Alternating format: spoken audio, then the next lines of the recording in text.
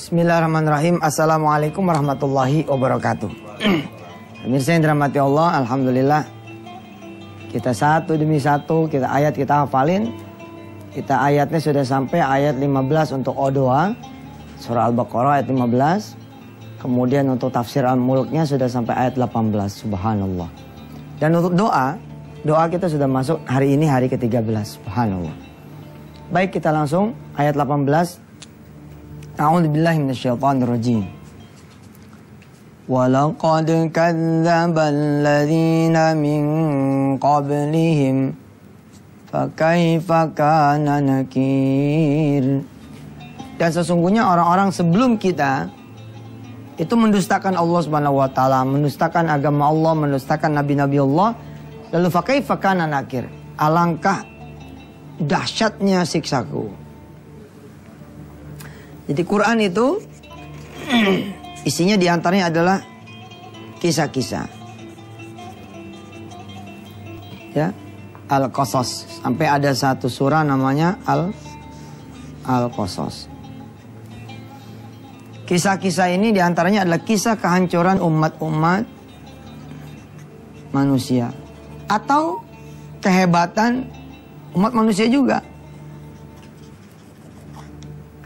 Ini kehancurannya, ini kejayaannya. Umur Indonesia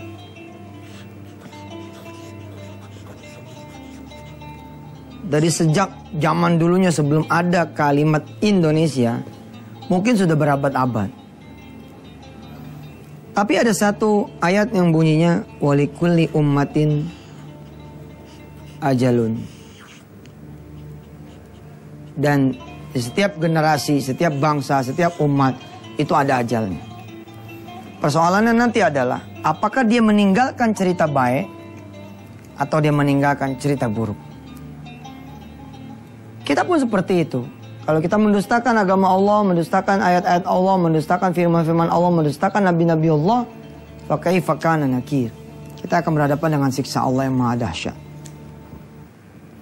Siksaan ini, saudara, di dunia aja udah bikin orang putus asa. Banyaklah cerita-cerita ini. Kalau tadinya dia masuk keluar hotel, sekarang dia masuk keluar pintu kontrakan. Kalau kemarin dia dipuja-puja manusia, sekarang dia dihina manusia. Ada satu hadis qudsi yang panjang sekali. Allah memanggil malaikat Jibril. Ya Jibril, uhibbu abdan, uhibbu fulanan. Aku kata Allah mencintai fulan, mencintai seorang manusia. Lalu Allah memerintahkan Jibril untuk mencintai dia. Fa'ibbahu, kemudian Jibril mencintai dia. Dan Jibril kemudian turun ke langit dunia, lalu memberitahu seluruh penduduk dunia, penduduk langit, penghuni langit, Allah mencintai si fulan. Maka kalian cintai dia. Lalu penghuni langit pun mencintai si fulan. Penghuni langit turun lagi ke bumi dan memberitahu bahwa Allah mencintai si fulan. Penghuni langit bilang, cintailah juga si fulan kepada bumi. Lalu penghuni bumi mencintai dia. Subhanallah. Kenapa? Kok bisa Allah mencintai?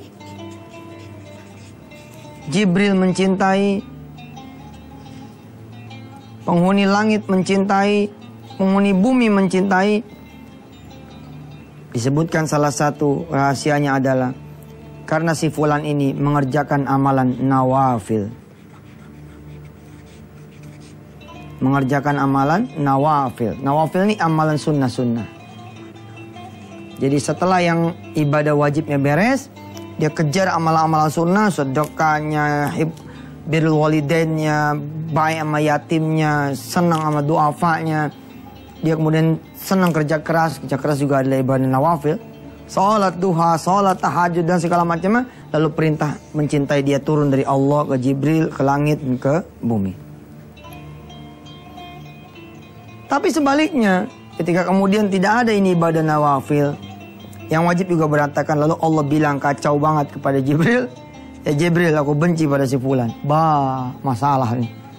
Lalu Jibril memberitahu lagi penghuni langit memberitahu lagi penghuni bumi. Akhirnya kita semua gak ada tempat. Kan ada ya orang yang gak ada tempat kan.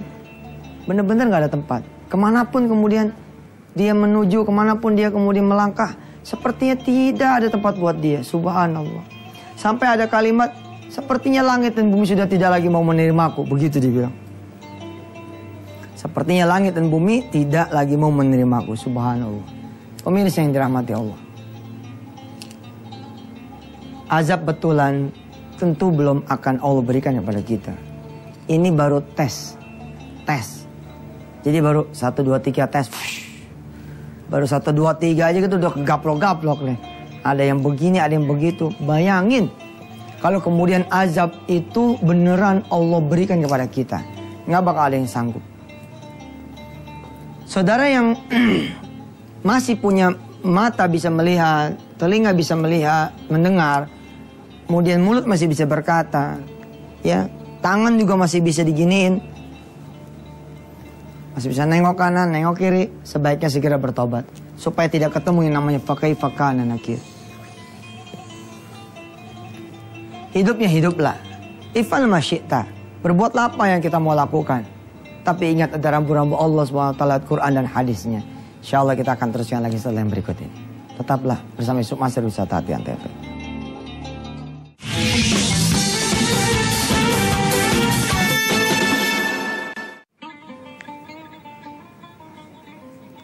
Nah, bingung kan?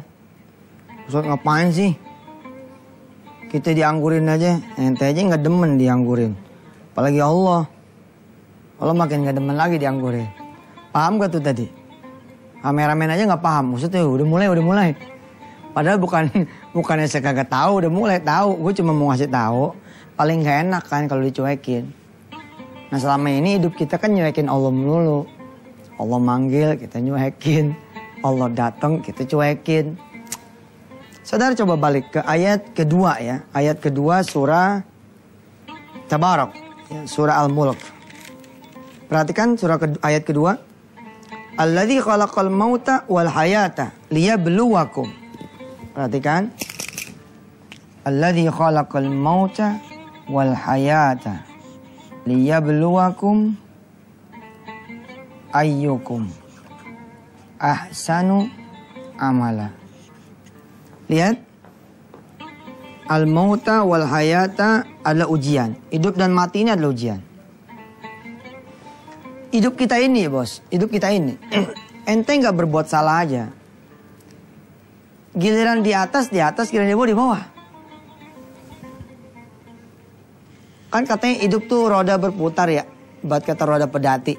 Berputar. Ada kalanya orang minggu yang lalu gak punya duit. Minggu ini alhamdulillah. Tambah-tambah gak punya duit. Dimakan apes. Ada seorang istri yang dikasih 200 juta loh sebulan sama suaminya. Kan luar biasa tuh. Dia dapat 200 juta sebulan. Tapi hidupnya memang berputar gitu loh. Tiba-tiba roda menggelinding atau gimana. Down. Jang, dang, jang. Pet. Mati lampu. Rumah tangga yang kemudian sedikit berantakan, bla bla, sampai kemudian ngirim SMS kepada saya. Makasih Ustadz, tayangan-tayangan Antv sungguh sudah menguatkan hati saya. Mohon doa dari pemirsa, hari ini pertama saya kerja menjadi seorang pembantu rumah tangga. Allahumma sholli ala Muhammad. Atau sebuah keluarga yang sedang happy-happy, tiba-tiba melintas di perempatan, pelintas di rel kereta api, tiba-tiba mogok di sini, Jap, mati. Nggak bisa dibuka pintunya, kaca pun tidak bisa diapa-apain. Lalu kemudian kereta datang ke sini. Ceng, selesai. Yang jadi persoalan adalah nggak mati semua. Ada satu yang Allah hidupkan di sini. Rasanya baru tadi bercengkrama, ceria, segala macam rupa. Itulah hidup. Ente nggak punya salahnya aja. Hidup tuh begitu. Yang dibawa ke bawahan jangan putus asa. Yang di atas ke atasan jangan sombong. Hidup tuh. Bagaimana lagi kemudian kita walaqad kadzdzabal ladzina min qablihim. Dipanggil sama Allah sholat. Sini Allah manggil di kerajaannya. Kan kemarin lusa kita sudah belajar toh. Kerajaan Allah. personifikasi bentuknya adalah masjid. Lalu Allah memanggil dari kerajaannya, mana hamba-hambaku, sini. Allah panggil, hayya ala sholat. Kita nggak mau. Orang yang rajin aja kan gini, dia rajin sholat, dia rajin ibadah, sedekahnya juga rajin, baca Qurannya juga subhanallah. Tapi kok kenapa? Tetap susah. Loh, bos, perkara susah, senang itu memang ujian. Ujian dia punya hidup. Ada kala dia di atas, ada kala dia di bawah. Bagaimanalah lagi kalau kita punya kesalahan. Saya punya sahabat, tapi udah meninggal dunia. Beliau salah satu manajer di salah satu stasiun TV. Dia mengeluh ada pemangkasan gaji. Sehingga gajinya itu 2,5 juta sebulan. Sesungguhnya ketika di-compare sama orang yang tidak punya pekerjaan, ini gede banget. Tapi dia merasa begini, ini nggak bener nih, masa saya gaji 2,5 juta, masa gitu. Dalam keadaan seperti itu ada saya kedatangan pengusaha. Seorang pengusaha, dia konseling pada saya, dia bilang, Ustaz, saya mau ngomong dong mantum. Akhirnya ngomonglah saya, si manajer TV ini satu, sama si pengusaha. Kan dia ngeluh nih 2,5 juta toh, penghasilan cuma 2,5 juta. Padahal kalau tadi saya bilang di compare, orang banyak yang nggak punya duit segini. Si pengusaha ini ngomong, Ustaz, ini ada yang salah kali sama saya ya. Saya nanya nih sambil makan mie nih. Salah apaan? Saya makan nasi uduk, dia makan mie. Salahnya apaan? Begini saat saya bingung ya. Kenapa saya kok usaha untungnya cuma 100 juta? Ini ada yang keselak bos.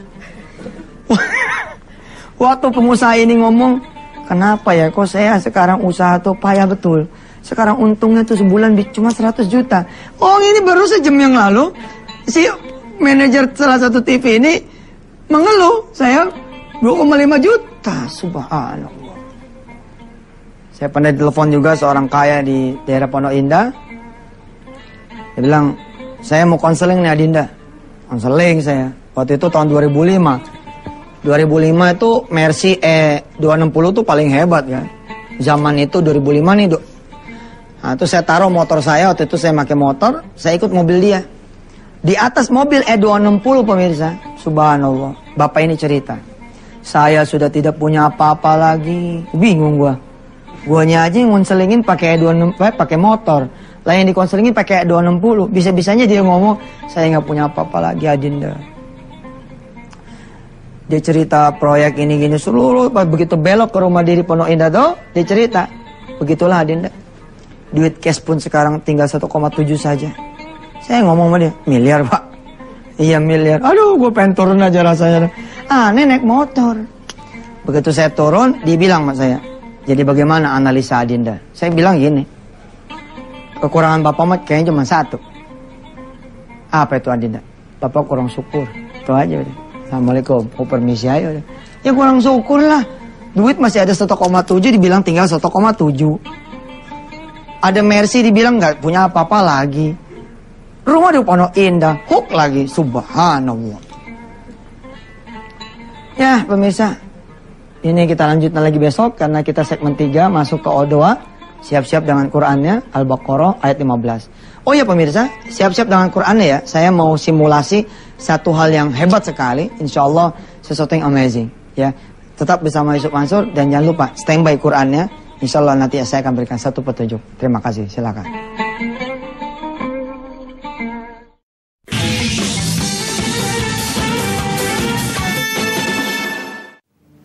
Pemirsa yang dirahmati Allah, coba buka surah Al-Baqarah ya. Buka surah Al-Baqarah. Pertanyaannya adalah berapa ayat? Jadi berapa ayat dalam satu surah Al-Baqarah? Lalu kemudian bagi dua. Setelah dibagi dua, berapa jumlahnya? Nah, kalau yang nggak megang Quran repot nih. Jadi buka Al-Baqarah, surah Al-Baqarah itu berapa ayat? Berapa jumlah ayatnya? Kemudian saudara bagi dua, Ya, nah ketemunya ayat berapa tuh setelah dibagi dua? Nah ini PR. PR ya, nanti besok saya jelasin. Hari ini kita masuk Odoa ayat ke-15 surah Al-Baqarah. Pemirsa, ngapalin Qur'annya jangan cepet-cepet ya. Kalem aja. Yang penting terus gitu ngapal ya, jangan berhenti. Baik, kita masuk ayat 15 surah Al-Baqarah. A'udzu billahi minasyaitonir rajim. Ikutin ya, bareng. Allahu yastahzi'u bihim. Ayo. Allahu yastahzi'u bihim. Allahu yastahzi'u bihim wa yamudduhum fi tughyanihim ya'mahun. Allahu yastahzi'u bihim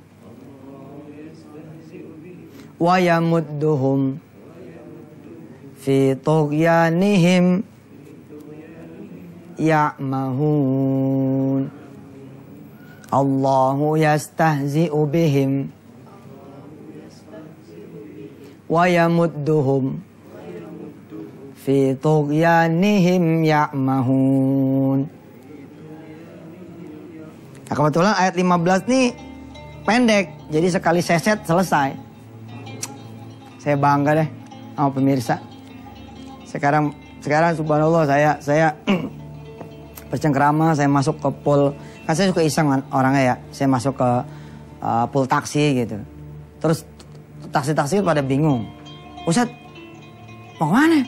Kagak, mau nanya aja, ada nggak supir taksi ini yang ikut Odoa di Antep? Masya Allah, lebih dari 5. Lebih dari 5 yang aku nggak ngeliat. Masya Allah. Oh pikir ngeliat. Lebih dari 5 bos yang ikut ngapalin supir taksi. Kagum deh. Saya beli air begitu di warung. Kemudian saya tanya, Bu, ikut nggak Odoa Yusuf Mansur? Ikut Ustaz. Ya Allah, ikut Ustaz. Makasih ya. Nggak nyangka loh saya bisa ngapal Quran. Berapa duit nah airnya? 7.000 Ustaz. Kita lebihin dah 10.000. Kembalinya buat ibu. Subhanallah. Cakep. Saya salaman lagi sama seorang vice president salah satu bank. Subhanallah. Dengan pakaiannya yang profesional gitu. Tapi bangga loh saya. Dia bilang tuh, Ustadz, saya sebelum ada Antep itu nggak menyangka kalau ngapal Quran itu mudah. One day one ayat. Kayak makan kerupuk. Gitu. Ikutin banget dah. Pemirsa, saya doain ya. Lempeng terus gitu sampai insya Allah hafalan Quran kita bermakna buat kehidupan kita. Siap saya depan TV? Kita mari berdoa di penghujung acara kita. Hari ini doa sudah masuk hari ke-13. Subhanallah. Insya Allah di antara pemirsa mungkin sudah ada yang merotol nih. Ustaz udah kekabul. Ada yang belum? Ada yang udah masih jauh? Nggak apa-apa. Nggak apa-apa. Terus saja berdoa. Kita masih punya 100 hari. Berarti 87 ya. 87 hari lagi. Bismillahirrahmanirrahim. Astaghfirullahaladzim. Astaghfirullahaladzim. Astaghfirullahaladzim. Pemirsa istighfar 3 kali. Astaghfirullahaladzim. Astaghfirullahaladzim. Astaghfirullahaladzim. Salawat. Allahumma salli ala Muhammad wa ala ali Muhammad. Ya Allah. Silakan berdoa. Ya Allah. Pagi ini sebagaimana pagi-pagi sebelumnya. Pemirsa berdoa apa yang menjadi hajatnya. Berdoa apa yang menjadi kesulitannya. Berdoa apa yang menjadi permasalahannya. Berdoa apa yang sedang dirasa oleh hatinya, pikiran, ada di beban pundaknya. Semua minta pertolongan-Mu ya Allah. Ya Allah, Engkau juga yang mengetahui segala kebutuhannya, keperluan pemirsa semua. Apa yang menjadi kebutuhannya, apa yang menjadi keperluannya. Engkau lah yang maha kaya, yang bisa menutupi semua kawan-kawan. Ya Rabb, 13 hari berlalu dengan doa bareng ini. Mudah-mudahan Kau menjadikan ini simpenan kebaikan, penghapus keburukan, penaik derajat, hingga kemudian Kau mengabulkan doa kami semuanya. Izinkan kami terus berdoa ya Allah, panjangkan umur kami. Kabulkan semua doa orang-orang yang beriman padamu ya Allah. Rabbana alaika tawakkalna wa ilaika anabnakal masir. Alhamdulillahi rabbil alamin. Yang bisa jangan beranjak dulu di depan TV. Terus berdoa terus, karena saya masih nemenin dalam spiritnya. Insya Allah. Saya Yusuf Mansur, sampai ketemu lagi besok. Wassalamualaikum warahmatullahi wabarakatuh.